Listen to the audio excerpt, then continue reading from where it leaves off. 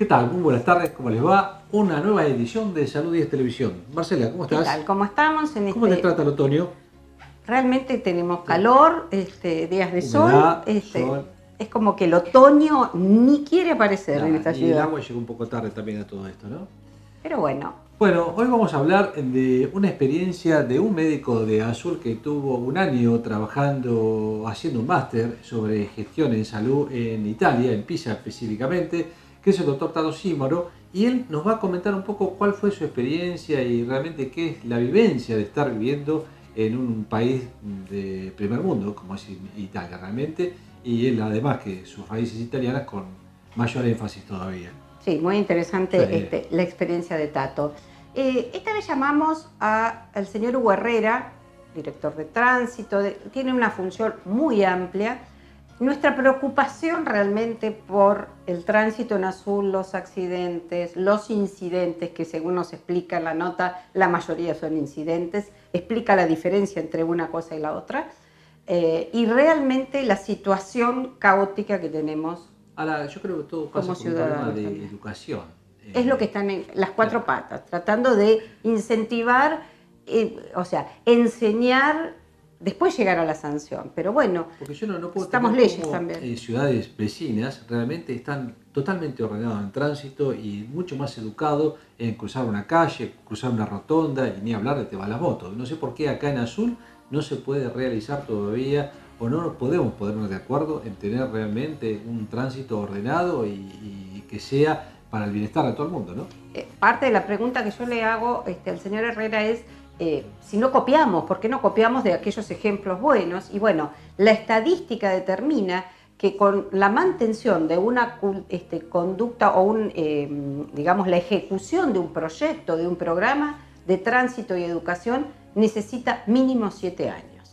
Bueno, hay que empezar, un día hay que O sea, empezar. aunque cambie la idea es que aunque cambie el gobierno, Mantenerlo. mantenerlo. Dice Exactamente. que está en la estadística es 7 años. Llevamos uno desde el inicio de este nuevo De Hugo plan que Herrera. están haciendo. Muy interesante, aunque nos quedan 1000 preguntas para hacer Sí, y seguro. nos quedan las dudas de todos los días que Y todos los días circulamos. nos agarramos la cabeza con Todos ver los cómo días. se maneja en Azul.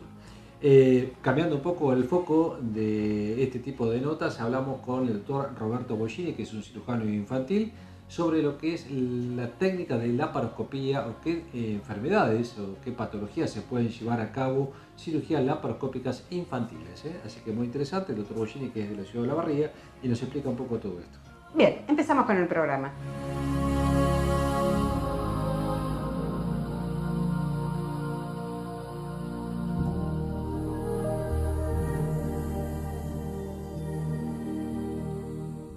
Hoy vamos a hacer una nota un poco atípica porque no vamos a hablar tanto o específicamente de alguna enfermedad.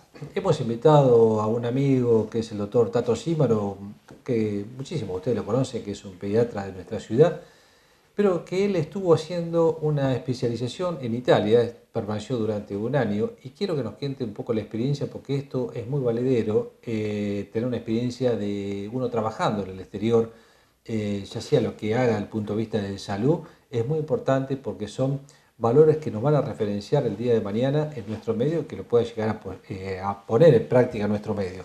Tato, gracias por estar acá No, por y favor, bueno, placer. quise un poco, comenté todo esto, hablamos mucho detrás de cámara y es algo que a mí me apasiona, el tema de poder estar haciendo cosas afuera, porque Sí, uno la creo verdad que que... la experiencia esa enriquece muchísimo y queremos que nos cuente un poco a qué fuiste Sí, y sí, cómo sí, fue sí, todo tu sí, plan, ¿no? sí. La verdad que, bueno, poder hacerlo en familia. He contado con la complicidad y la paciencia de la familia porque nos trasladamos con mi señora y los 4 chicos y también todos los familiares que quedan acá, ¿no es Claro, cierto? sí. Un poco con un rumbo buscando nuevos horizontes y experiencia, era una cuenta pendiente el tema de realizar un estudio en el exterior.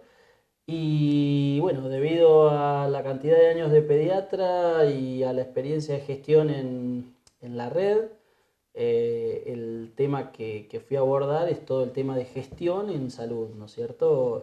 Siguiendo el modelo italiano, que es público y es un modelo que, bueno, que en este momento particularmente se está tratando de copiar o de realizar algún tipo de prueba piloto en cuanto a lo que es la salud en Italia, ¿no? Que tiene Ahora, vos dijiste algo que es público y la gente puede llegar a decir, bueno, acá también tenemos salud pública, ¿no es cierto? Ahora, mostrar un poquito la diferencia de esta salud pública realmente, lo que es público y lo que es público entre comillas, que yo creo que es lo que tenemos aquí, ¿no? Claro. En realidad, por ahí la gente se confunde público con gratuito, ¿no es cierto? Era el 95% de la medicina en Italia es pública y hay un 5% que es privado, muy pequeño. Te voy a enumerar algunas de las grandes diferencias. Para empezar, bueno, toda la población está cubierta por una tarjeta que es la tésera sanitaria. Ya viene con chip incorporado, por lo tanto, donde vos te movilices en cualquier lugar de Italia o de Europa, ahí consta tu historia clínica y un montón de otros datos, ¿no es cierto? De esta manera no hay duplicación de análisis, duplicación de exámenes. Que te hayas olvidado algo. Que te hayas olvidado algo, tenés un accidente, Sí. está tu tésera sanitaria y esa tésera sanitaria te da derecho a la salud. La Constitución italiana, los italianos han decidido que la salud sea un derecho constitucional, ¿sí? Y eso lo tienen muy en claro. En este máster pudimos ver varios sistemas sanitarios, no solamente el italiano, sino también el americano, el inglés y el japonés. A diferencia de los americanos, que es todo lo contrario, el derecho sigue las normas de capitalismo, de ser la salud es según lo que vos te puedas pagar, la salud que vos vas a tener. En Italia lo consideran un derecho y lo defienden muchísimo y lo tienen bastante bien desarrollado. Entonces, lo que se hace es gratuito, no, tenés que pagar según el rédito. El rédito es tu declaración jurada de ganancias, ¿sí? Que entre paréntesis no la hacía un contador, sino que vos tenías centros de ayuda. Muchos de ellos eran cristianos y otros eran sindicales, donde había un contador que te hacía la declaración jurada, te cobraban 5 euros y eso era todo. Pero vos le decías al contador, mira, tengo esto, gano esto. Es como que la palabra ya ahí empieza a tener valor. Claro. Si vos mentías y te pescaban, tenías una multa tremenda. Entonces, habitualmente en esas cosas la palabra, la declaración jurada de cualquier documento, así sea del domicilio, tenés que tener absolutamente todo en regla porque cualquier desvío en eso provoca una multa impresionante, así que ellos están acostumbrados a declarar, a hacer las cosas como se debe. Entonces, esa tésera sanitaria, cuando yo llegué con la familia, me dieron un médico de cabecera para mi señora y para mí, clínico, y el pediatra para los chicos. ¿Sí? Y eso era gratuito. Nunca me iba a cobrar ni el de cabecera ni el pediatra. Pero cualquier otra derivación, que por ejemplo fuimos al dermatólogo, conllevaba un costo, según mi declaración. Si eras categoría A, pagabas, para dar un ejemplo, no es exacto lo que voy a decir, 50 euros, si eras categoría B, 40, si eras categoría C, 30, y si tenías categoría E, no se pagaba absolutamente nada. Y con respecto a la urgencia, no se paga absolutamente nada, ¿sí?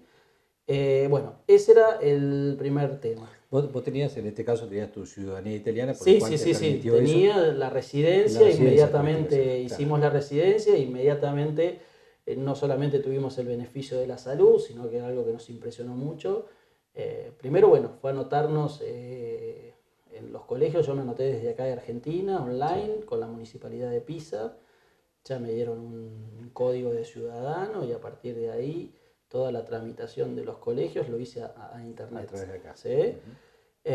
Y nos dieron, por ejemplo, para el ciclo primario, todos los libros gratuitos por ser residente de Pisa, ¿no? Así que, y los libros realmente tienen un valor, te los trajimos, porque te los regalan, ¿no es cierto? Y los trajimos por el valor cultural que tienen, tienen y la calidad, y bueno, la verdad que... O sea que ahí pagás el impuesto, pero lo ves. Eso es lo importante, ¿no? Sí, yo creo que, mira, si te hago lo que te tendría que decir a lo último, si te hago un paralelismo entre los dos países, los dos tienen bastante nos parecemos, yo les decía a ellos, ¿no? Porque ellos no podían entender cómo Argentina iba mal.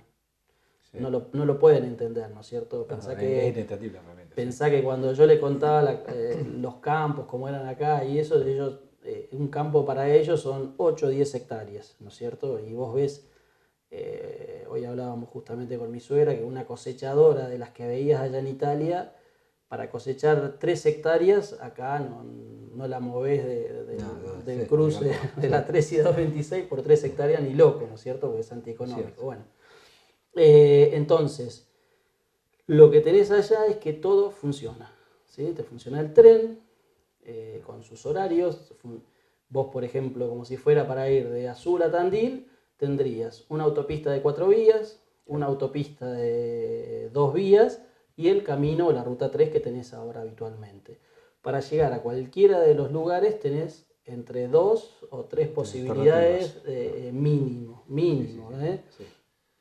Bueno, Estábamos bien, si bien está bien que es un país más chico en cuanto a territorio, pero bueno, se ha desarrollado, también al ser más chico también tiene menos producción de cosas. Yo Acá creo que lo que pasa es que la zona donde nosotros estuvimos, que es la Toscana, es una zona de pymes, donde la pyme realmente, la empresa familiar, que es la que nosotros vemos acá, tiene mucha potencia. Y las cooperativas tienen mucho poder. Y las cooperativas tienen muchísimo poder, ¿viste? Pero bueno, son cosas que debemos aprender, o sea, hay un caos por ahí en este momento, no tienen gobierno. Y capaz que pasan meses sin gobierno, pero todo funciona.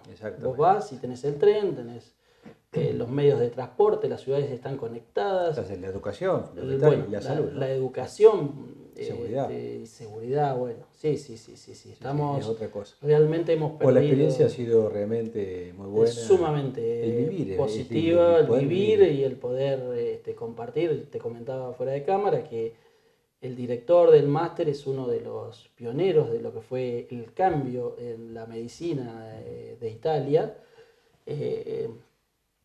Como te comentaba, en el año 92, después del Manipuliti, separan lo que es la salud de la política, ¿sí? Y le dan, para que la gente entienda, como si fuera la región sanitaria novena, le dan poder económico y poder jurídico, ¿sí?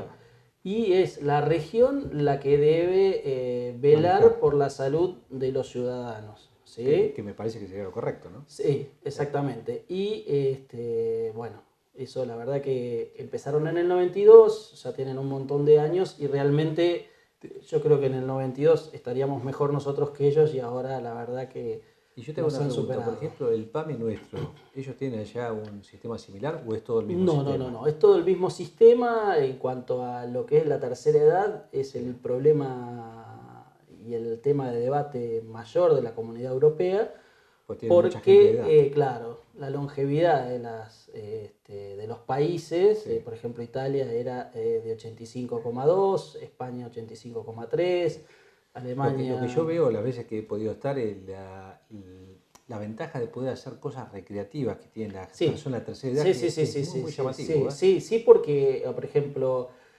vos ves muchas personas de 75, 80 años andando en bicicleta, el medio de transporte de la bicicleta ya es muy potente, y los ves andando en bicicleta. Nosotros vivíamos en un 5.º piso y no había ningún italiano que subiera por el ascensor, ninguno.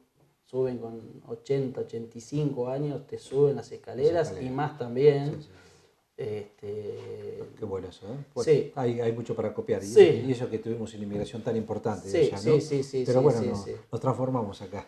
Sí, lamentablemente. Por lo tanto, creo que tenemos mucho para hablar de todo esto, en cámara y fuera de cámara. Me gustaba que un poco la gente se interiorice de todas estas cosas porque son muy importantes, son experiencias tan válidas, el poder estar en el exterior. Sí, fue un sueño. Bueno, vos tuviste un año, ¿no? 1 año y 2 meses.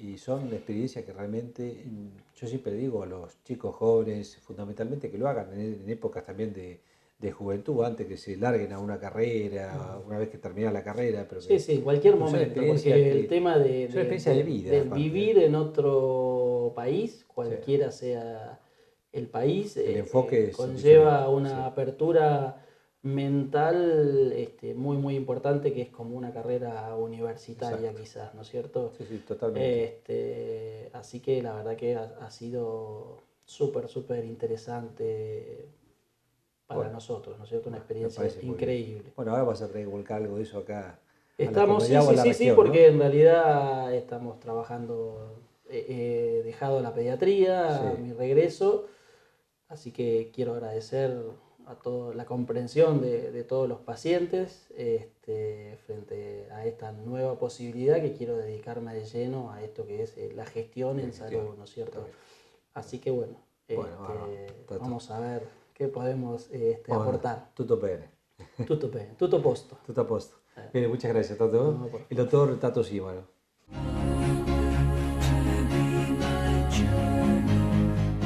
Bien, seguimos en el programa en Salud 10 y hoy nos visita el señor Hugo Herrera, que tiene a cargo una tarea muy difícil en lo que es la municipalidad, en la parte de tránsito, de seguridad, pero bueno, dejaremos que él se presente con todas las actividades. Gracias, Hugo, por estar con nosotros y bueno, ¿dónde estamos en la cuestión tránsito? Algo que nos preocupa, creo que a usted y a nosotros, obviamente. Sí, exactamente, es un tema preocupante a nivel nacional, no solamente acá Sí, en la no es zona local. sur. Eh, Le cuento algo, que en los últimos 25 años no se ha bajado la media de fallecidos por accidente de tránsito. Tenemos una media de 8.000 muertos por año. La gran masa llega a los 35 años. O sea, una persona que está en la flor de la vida, padre, madre, hijo, nieto, hermano, Sí. pero a su vez también es un ciudadano argentino que pierde su vida por la mayoría incidentes, no son accidentes. ¿Qué diferencia hay entre lo que es un accidente y un incidente? Un accidente es cuando algo no lo puede dominar. Usted, por ejemplo, puede ser una pinchadura en una cubierta, algún problema mecánico. Y un incidente es cuando realmente se pudo haber evitado. Evitado. Por ejemplo, ir a exceso de velocidad, ir en forma desatenta a la conducción, conducir bajo efectos de alguna sustancia. Y que es lo que ocurre en la gran mayoría de estos hechos fatales. De estos hechos fatales. Y en la ciudad, ¿cómo está organizado este control? Nosotros aplicamos lo que se denominan las 4 patas de la mesa: educación, concientización, control y sanción. Educación y concientización lo hacemos tanto ustedes con este programa, como la parte docente, como los inspectores de tránsito o campañas que realiza el municipio o provincia o nación. La parte de concientización es la que hacemos nosotros todos los días cuando salimos a la calle. Que antes de sancionar informamos el casco, póngase el cinturón de seguridad, no utilice el celular. Y la sanción es cuando uno determina algún tipo de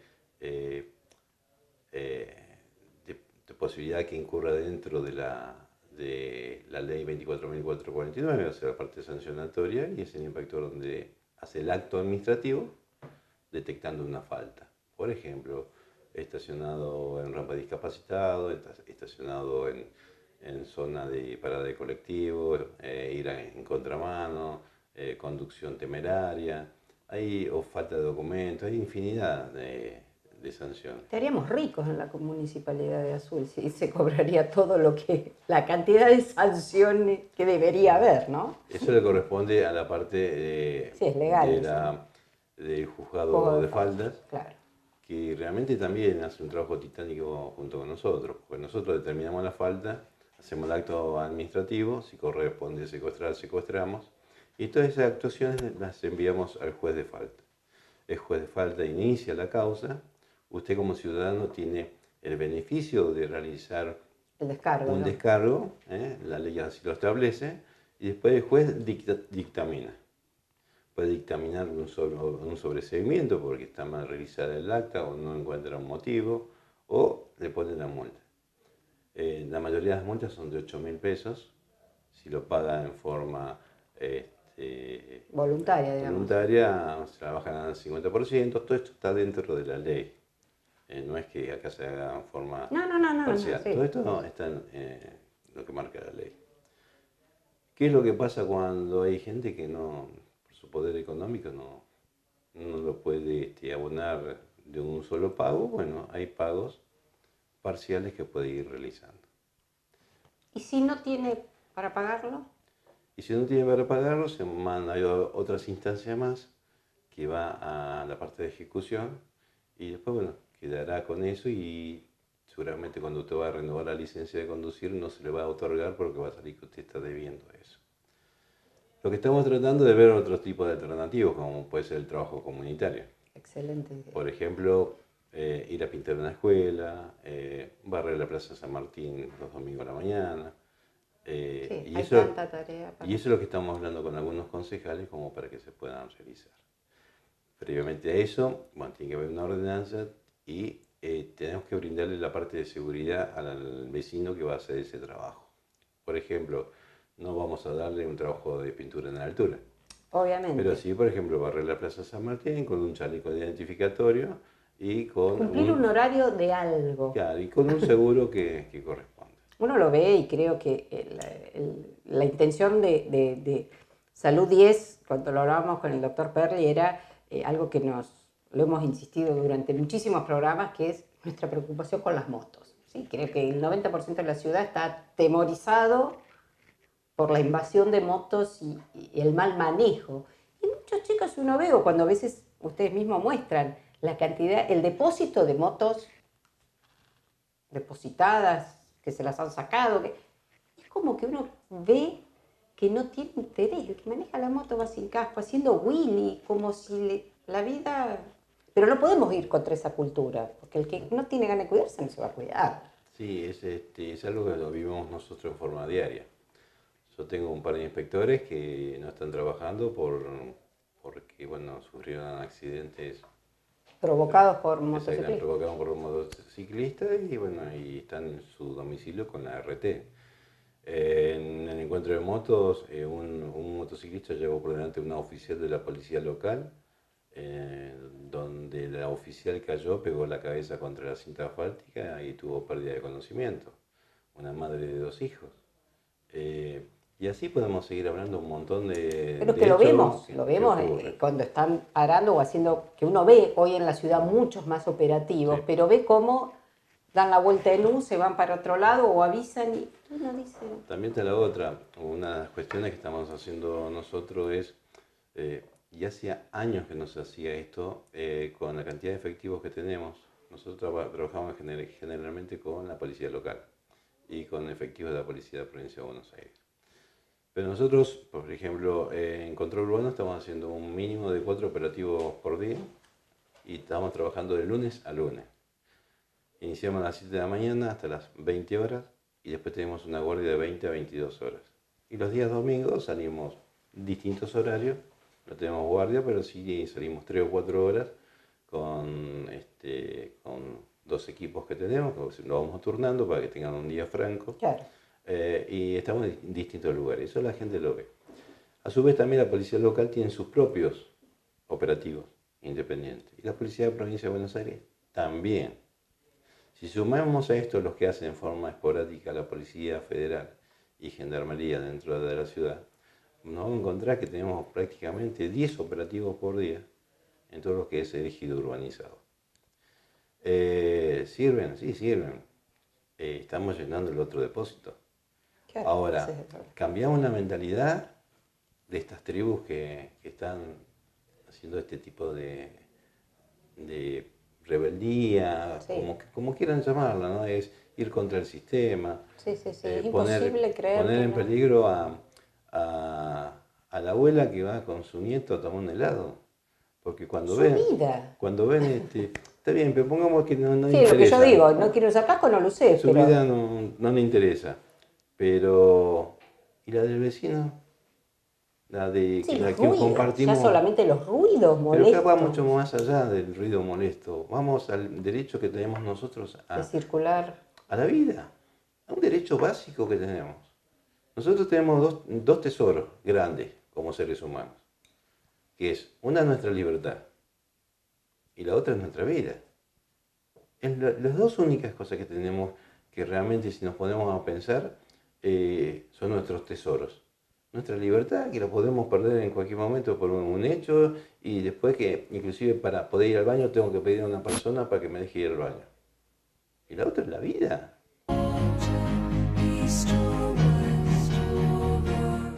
realmente es como que uno ve, yo manejo auto, pero circulo, cruzo la Costanera absolutamente 3 veces al día o 4, y es terrorífico poder entrar en las rotondas o cruzarlas. Los fines de semana no, es imposible circular por ni por Mitre, ni por la Costanera, que empezás a usar las alternativas para poder salir de la locura, porque vos decís,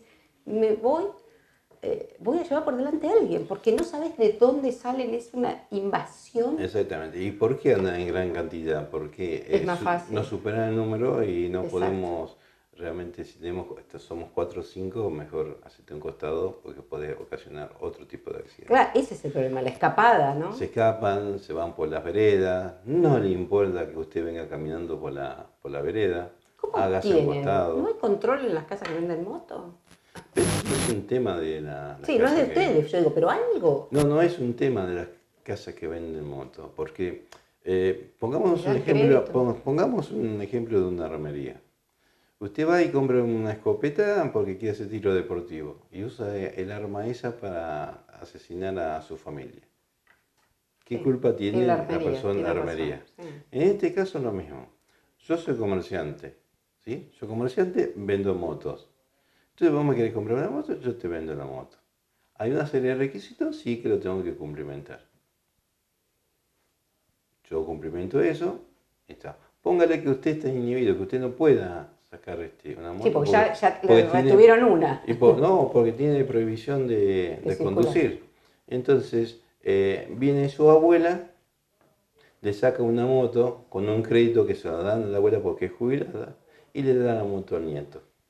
Y de esos tenemos un montón. Seguro. Todos los días. Seguro, sí, sí. Hace un par de años atrás, en un programa de televisión, hubo una familia que estuvo antes que me tocara el turno a mí, y decía, sí, yo había perdido el hijo en un accidente, provocado por el mismo hijo.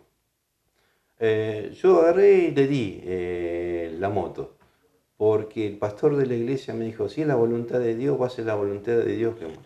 Bien.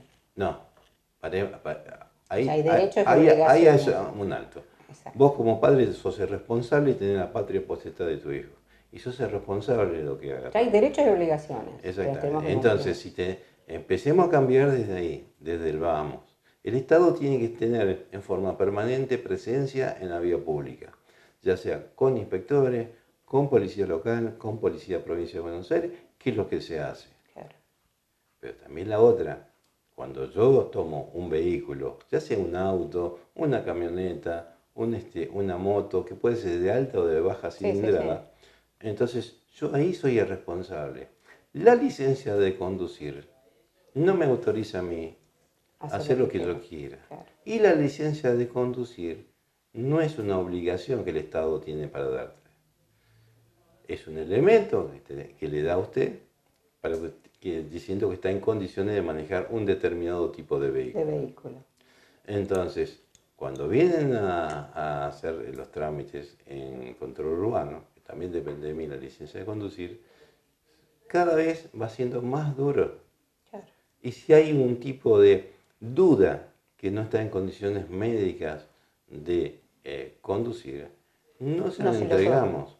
Y no nos interesa que vayamos a un determinado lugar o ponga un abogado.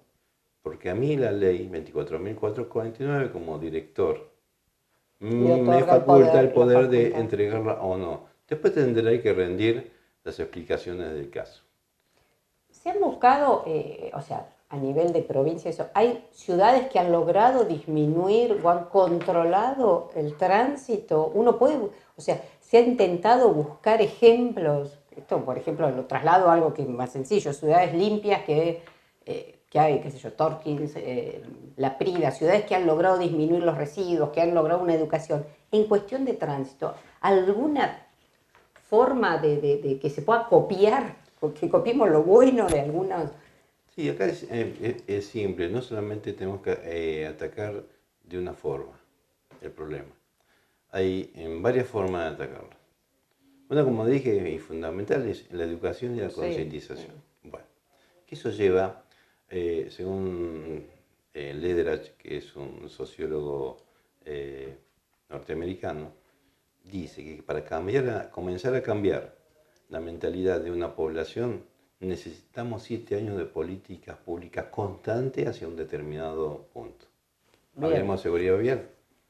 Seguridad vial, 7 años. No importa el funcionario que esté. No, la Ni el política estamos intendente hablando, que esté, sí. ni nada por el estilo. Sí. Nosotros queremos agarrar y empezar a solucionar el tema del tránsito. Perfecto, empecemos ya hoy.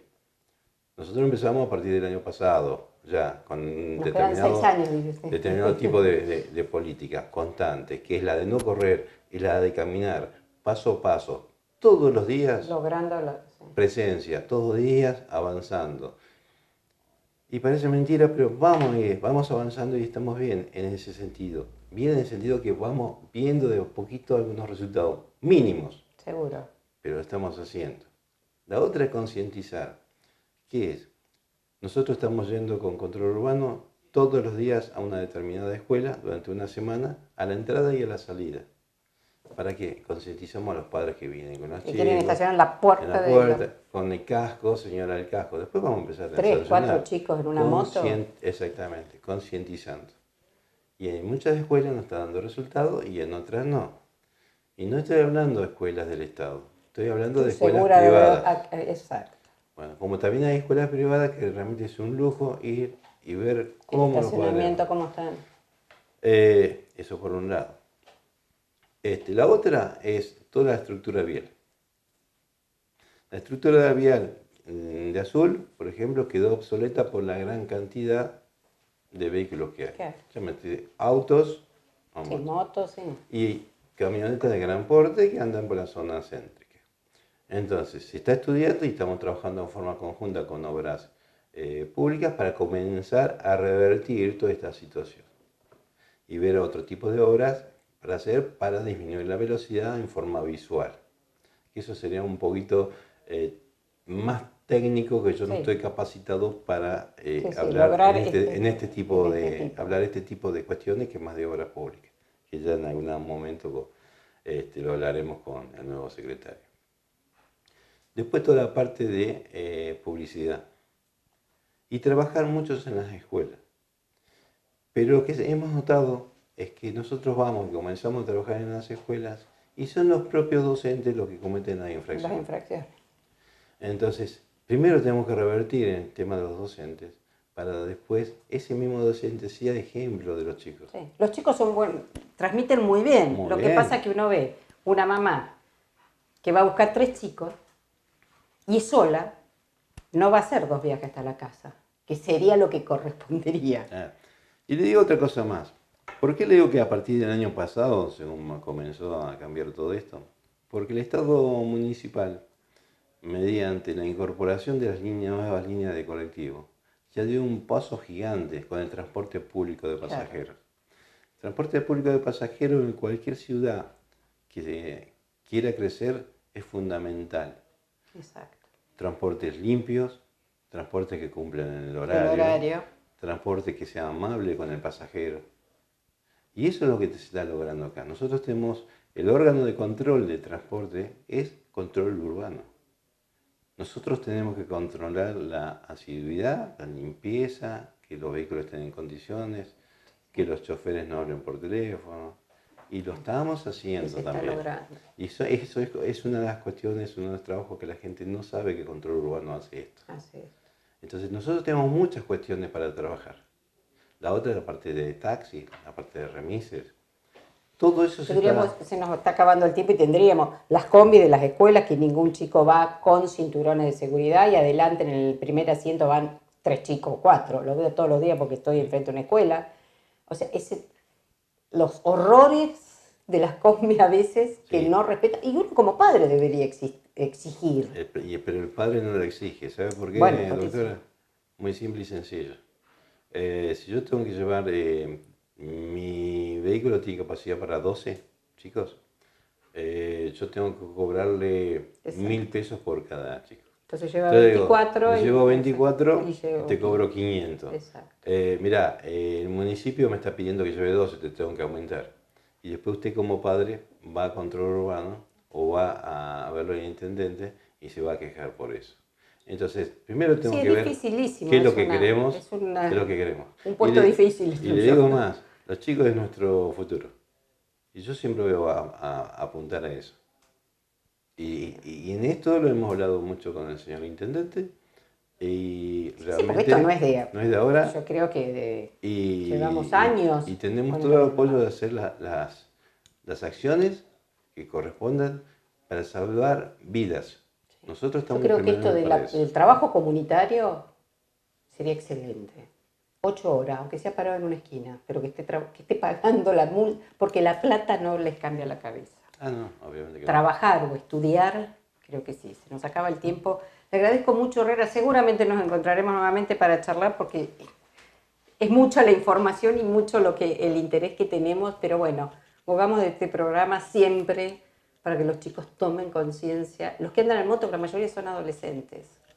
No saben lo que es trabajar desde salud, tratando de rehabilitar a un chico en un accidente y luchar con los padres atrás, viendo cómo queda o va a quedar ese hijo, y uno realmente dice, qué sencillo hubiera sido si no hubiera hecho Willy y hubieras pegado tu cabeza con el agua. Sí. Tan sencillo como uno dice, es un segundo, pero bueno, es un incidente. Muchas gracias, Herrera, por estar con nosotros y seguimos en Salud 10. Y vamos a hablar de un tema de cirugía, pero en este caso vamos a hablar de cirugía infantil y hemos invitado al doctor Roberto Bollini, que es especialista en cirugía infantil, que trabaja en el hospital y en la ciudad de Olavarría, y ya lo hemos tenido el año pasado también en las cámaras de Salud y de Televisión. Roberto, gracias por estar nuevamente con nosotros. Gracias a vos, Gustavo. Buen día. Bueno, con Roberto trabajamos bastante en conjunto acá en el hospital con algunas patologías que a veces son comunes, pero a él le voy a preguntar algo que es bastante, no sé si está nuevo, pero bastante innovador, el tema de la laparoscopía infantil. Siempre hemos escuchado de diagnósticos o terapéuticas con laparoscopía en los adultos, cómo sacar una vesícula, cómo sacar un ovario, todo por vía laparoscópica, cómo se saca un riñón. Pero bueno, en la parte de los chicos, infantil, ¿se puede hacer laparoscopía y en qué casos? Para eso, Roberto, nos vas a explicar un poquitito. Bueno, sí, bueno, efectivamente, como acabas de describir vos, Gustavo, la laparoscopía en pediatría hoy es una realidad, hoy se está realizando incluso desde los recién nacidos. Bueno, en pediatría que va hasta los 14 años.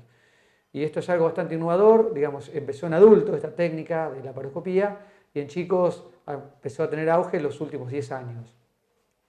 Si bien ya hace algunos años más que se viene realizando en los grandes centros, pero hoy por hoy es una práctica quirúrgica que es bastante habitual y bueno, como te comentaba, incluso en niños neonatos.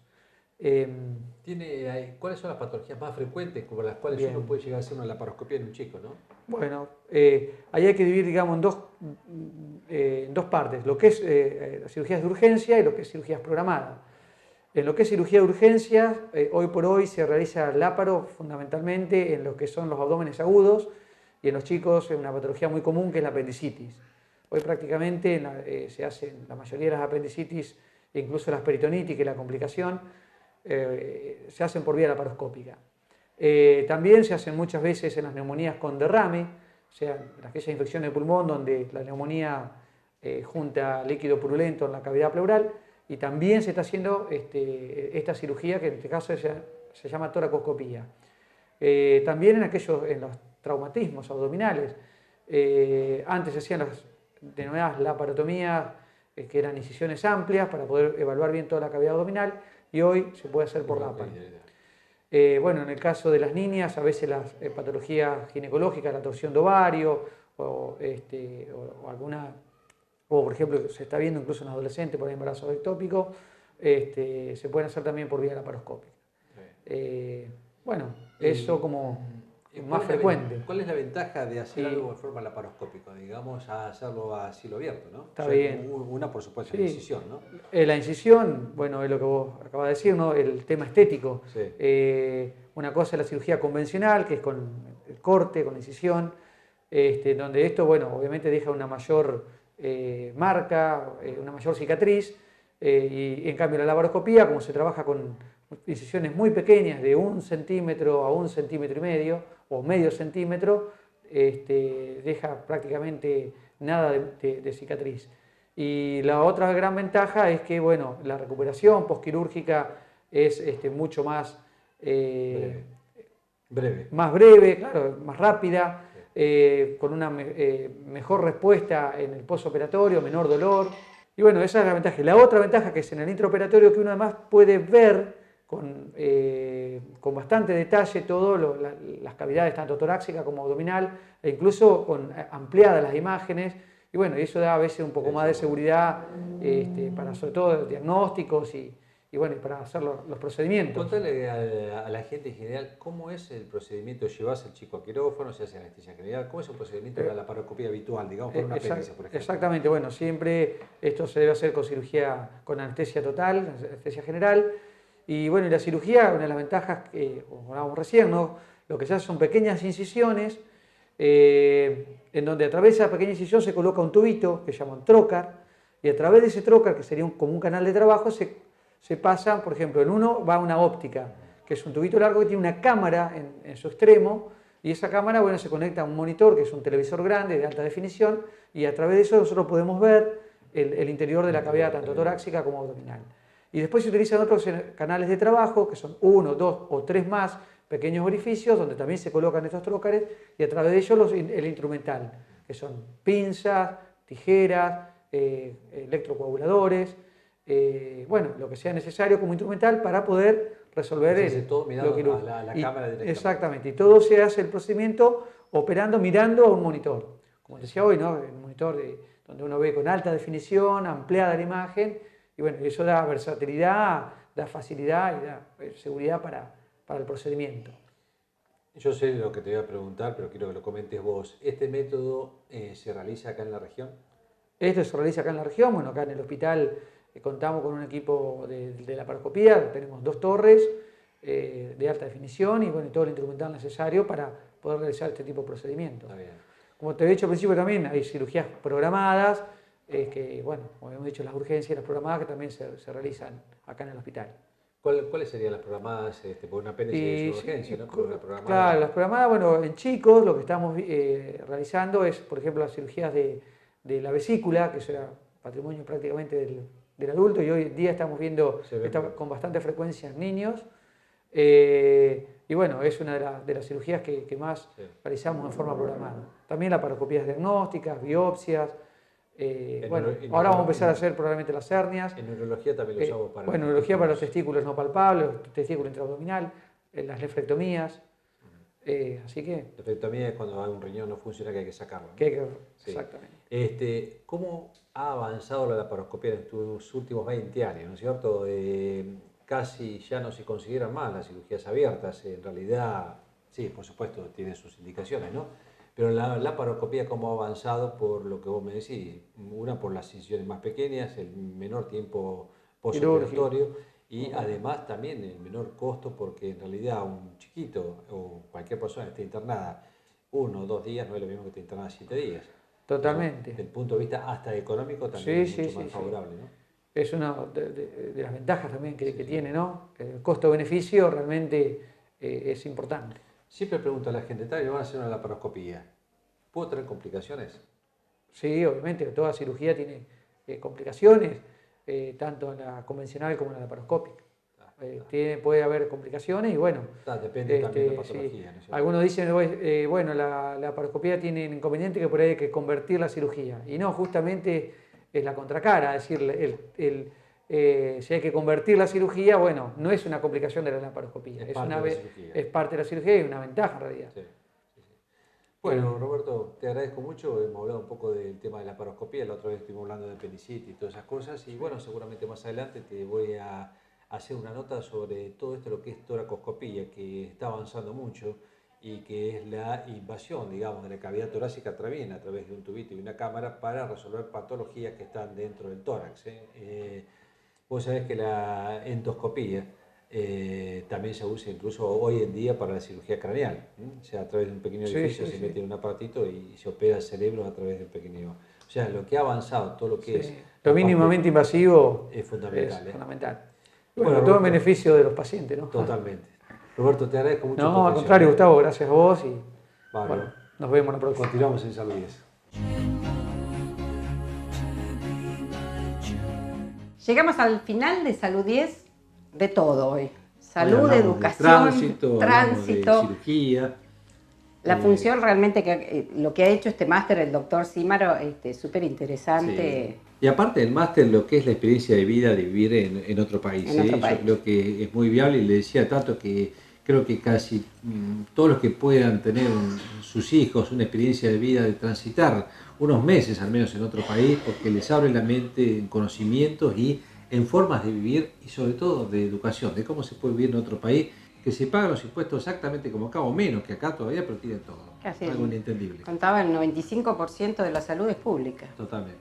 Sí, Realmente, ¿cuánto nos falta aprender? Pero bueno, siguiendo con lo que tenemos que aprender, siendo transeúntes y siendo automovilistas o manejando motos o bicicletas, tenemos mucho que aprender. Por más que tengamos un montón de leyes, un montón de programas, gente dedicada, si no cambiamos como ciudadanos, esto es tarea difícil.